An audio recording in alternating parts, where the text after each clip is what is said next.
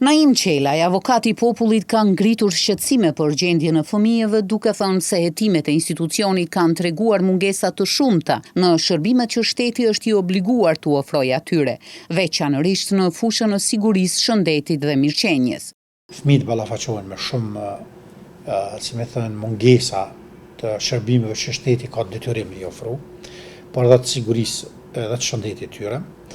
Në raport me dhunën shkolla kemi pa që gjeturat kanë tregu që dhuna shumë e përhapun, mekanizmat institucional nuk po funksionojnë në parandalim dhe në trajtim të këtyre rasteve. Ka sa duket një numër i madh i shkollave i mbajnë brenda mbyllur këto raste. Pesha e çantave të shkollave na ka dalë që është shumë fesh më e madhe se sa pesha e lejuar sipas organizatës botërore të shëndetësisë. Ajo ka ndikuar që fëmijët tanë me pas probleme shëndetësore, devijime në shtyllën korrizore e probleme tjera.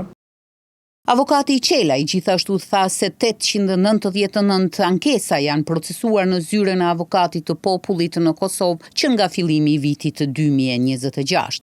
Nga statistikat që ka institucioni i avokatit të popullit deri tash në institucion nga fillimi i vitit janë paraqitur 899 ankesa, që tregon që është një numër parafërsisht i njëjtë me periudhën e vitit kaluar, pra nuk ka pas rramje, një rritje e lehtë, po jo shumë e ndjeshme. Referuar avokati Qelaj, ankesat kryesore të qytetarëve lidhet me mungesën e përgjigjeve nga administratat në raport me kërkesat e qytetarëve. Tani kemi filluar me pas një trend të rritjes së ankesave për shkak të mos përgjigjes së administratës në raport me kërkesat e qytetarëve.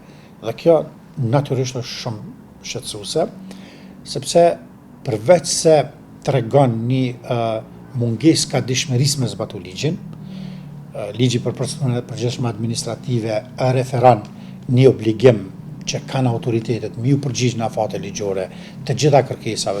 Avokati i popullit Qelaj gjithashtu vuri theksin edhe të shëndeti mendor i fëmijëve, pasi sipas tij ka pasur një hulumtim që ka treguar që ka mungesë të shërbimeve, sidomos në identifikimin dhe parandalimin e hershëm.